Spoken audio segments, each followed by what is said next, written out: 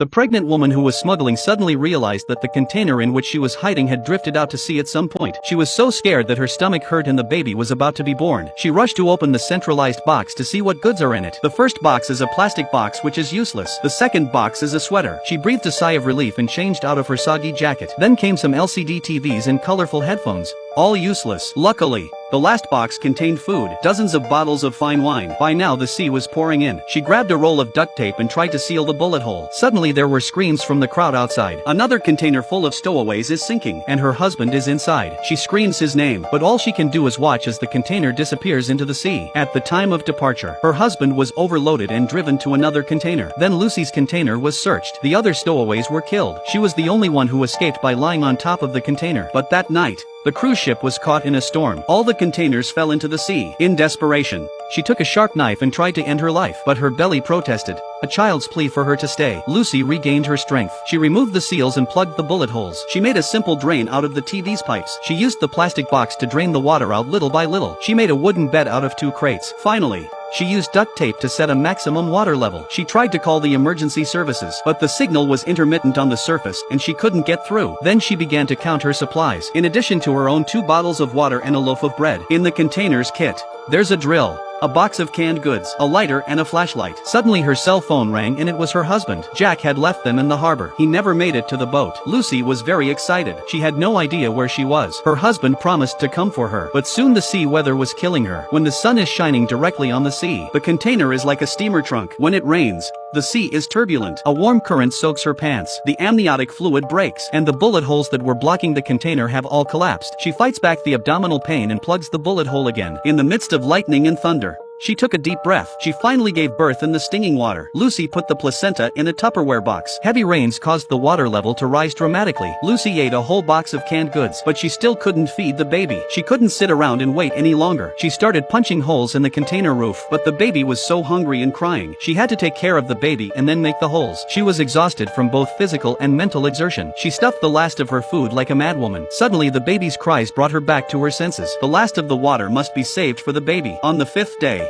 the drill stopped turning when the iron was about to go through. She picked up a Swiss knife and began to work slowly. Her hands were soon bloodied and bruised. Today, the sun shines directly on the container. The child was so hot. He had prickly heat. She can only use seawater to cool him down. She hadn't eaten for 2 days. In the middle of the night, she woke up from hunger. She couldn't help but open the box of placenta. The smell of blood attracted sharks. The container was almost knocked over. She picked up her baby. She hit the container with a wooden stick. The loud noise finally drove the sharks away. On the 7th day, her Swiss knife was worn out. Her husband didn't call again. Her mouth was dry and she wanted to take a couple of gulps of seawater. Then she noticed a lot of condensation on top of the container. She climbed to the top and licked it greedily. In a haze, she saw her oldest daughter, who had died, and her husband by her side. She really wanted to fall into a deep sleep and never wake up again. She didn't know how much time had passed. The sky was pouring with rain. She rushed to get a canister to catch the rain. A canned goods box floated by, but it inspired her. She threaded the rope that bound the goods through the hole and pulls it down with her body weight. The container's iron skin was pulled down. After 10 days of being trapped, she finally saw the sun. But when she got out of the container, the endless sea plunged her into despair again. Pregnant woman stranded at sea on day 10. Lucy gave birth alone. She threw the baby's diaper into the sea. She didn't realize that the baby's feces had attracted fish. She made a simple harpoon, but after dozens of casts,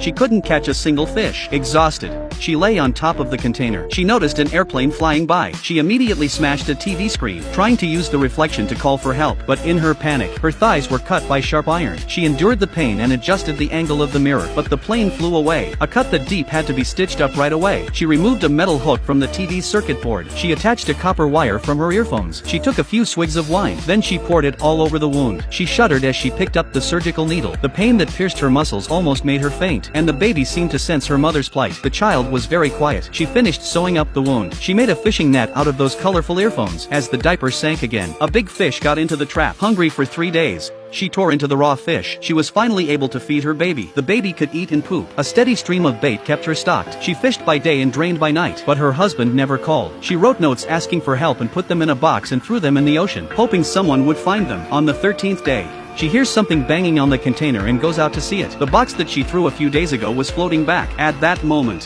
her cell phone rang, but what was waiting for her was the news of her husband's death. Her husband's boat had just been raided. He was shot. The family said their last goodbyes across the mountains and the sea. Lucy cried out in despair on the sea, but as a mother, She knew she had to be strong. Day 26. The water level of the container had reached its highest point. She made a raft out of boards and plastic containers. Suddenly, a seagull took the fish from the box. Lucy was delighted that this meant they were not far from land. But before she was ready, the container suddenly lost its balance and began to sink. She fought her way up, but the child on top of the box floated away. Her anxious cries are answered by a muffled howl. A whale wanders in and spouts a huge jet of water. The falling water awakened the sleeping child. The cry finally led Lucy in the direction of her daughter. After 3 days of following the current, Lucy was exhausted. With her last ounce of strength, she opened all the boxes. The fish soon attracted a flock of seagulls, and the sight was finally spotted by a fishing boat. But as they approached the raft, all they saw was a baby. The women realized there was a rope attached to the raft. The exhausted Lucy had sunk to the bottom of the water. The women pressed hard on her chest, but there was no response. Just when they wanted to give up, the baby cried out, and Lucy, as if she heard her daughter's call, spat out a mouthful of water. Lucy cried out when she saw land. After 30 days of being trapped, they were finally rescued, though her husband was no longer with them. But no matter what happens in the future, mother and daughter are the most solid support in each other's lives.